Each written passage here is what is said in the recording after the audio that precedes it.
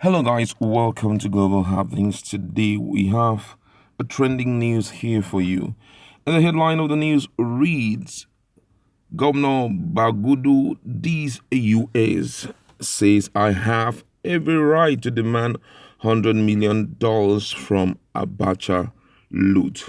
All right, but before we continue with details of the news and further analysis, we'd like to encourage you to please subscribe to our channel by clicking on the red subscribe button and also on the bell icon so that you can get notification anytime we publish videos on YouTube. All right, let's look at the news in detail. Gov.Bagudu, who is the governor of Kebbi State, has denied any wrongdoing in demanding about $100 million from the money stolen by the former head of state, Sani Abacha.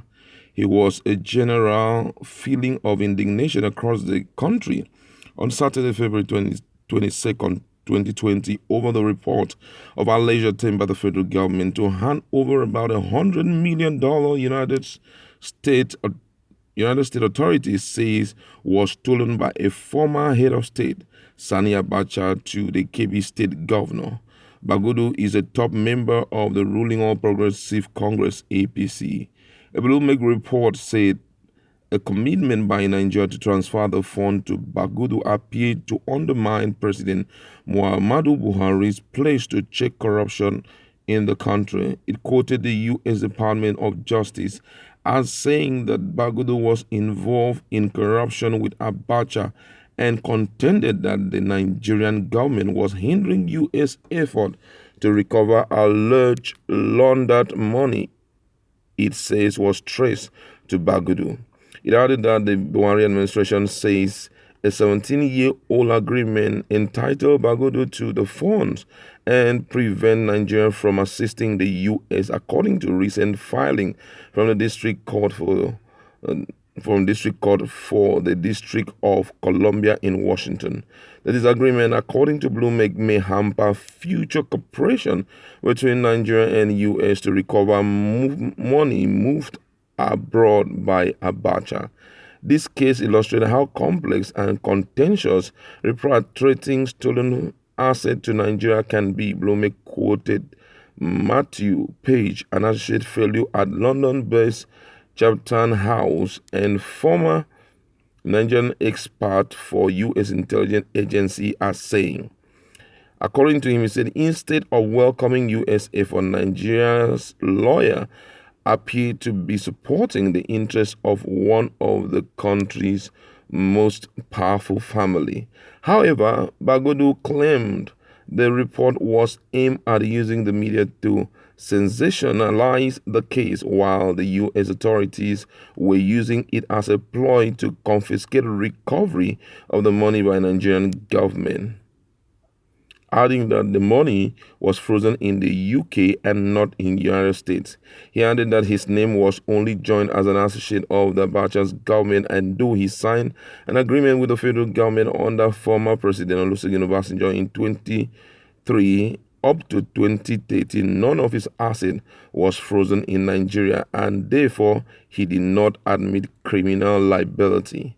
According to a copy of the agreement obtained by L00t in Abuja last night, it says if at any stage Bagudu returned to Nigeria, he would not be arrested, and in case of any mistaken arrest, unconditional bail will be granted him in respect of the Abuja proceeding. The amended Abuja proceeding, the delegated proceeding, or any criminal proceeding existing or future relating to the resolved matter as in the principal agreement. The agreement was accompanied by a presidential statement in respect of global settlement between Bagudu and his affiliate and the federal government of Nigeria, signed by former President Olusegun Obasanjo on August 18, 2003. The letter listed Bagudu affiliate as David Lewing Jones, Smith and Tars Limited, Robinson International, and AB's wife, children, brothers, and sisters. Wow.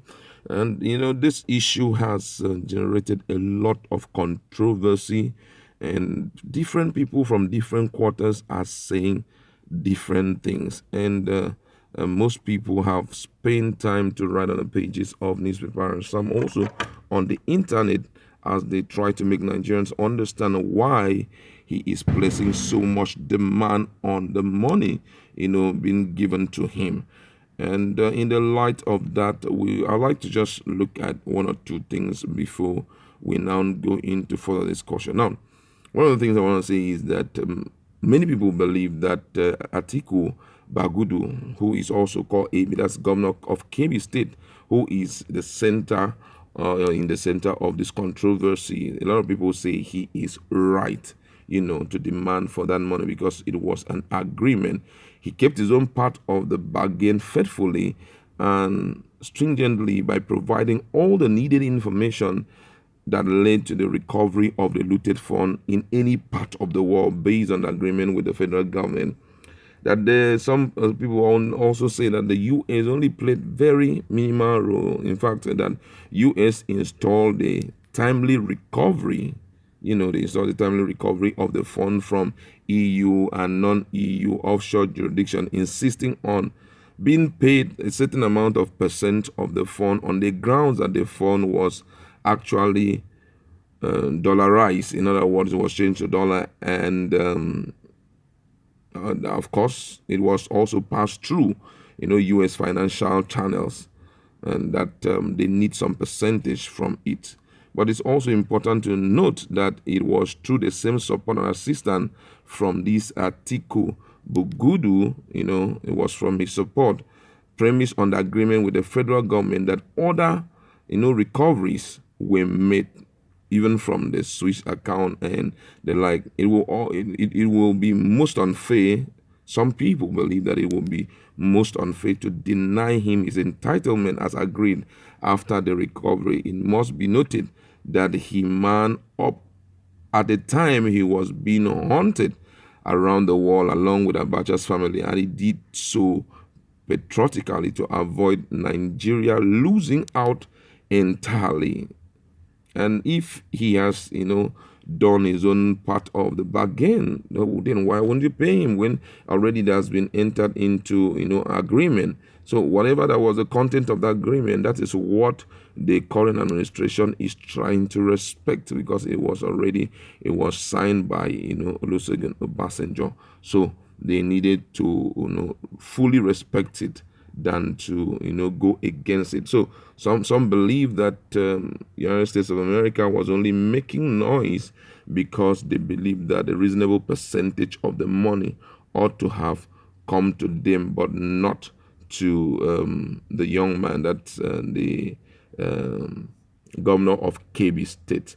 But at the same time, looking at this side by side, U.S. is of the opinion that this guy by name Bagudu, that's the Kebbi State governor, actually was involved in the looting, though up till now there's no incriminating information about him. There are no viable information showing that he was involved in any form of fraud. The only thing he did was to make sure that he obliged the federal government during the time that they demanded for the return of that money. He was the one that said, hey, this is the agreement. I get $100 million from the money, and that's the deal. And the federal government signed with him.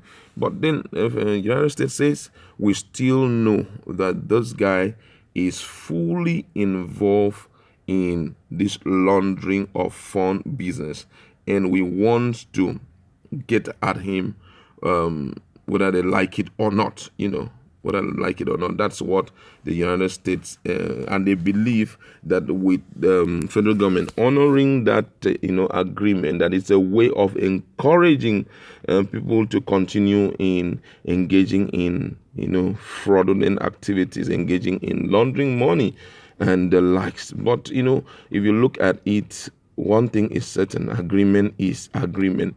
If we knew the way out of the situation, if Nigerians actually knew how to go about it, if they were knowledgeable enough of the different channels through which the money passed and had adequate information about it, I think we would have, go get the money by all means. But unfortunately, we did not. So if we had agreed with him that when a reasonable this amount of money is gotten and we'll pay you this amount, I think right now there is no way that you can incriminate the guy and say, man, he's guilty. And that's just, the situation on ground.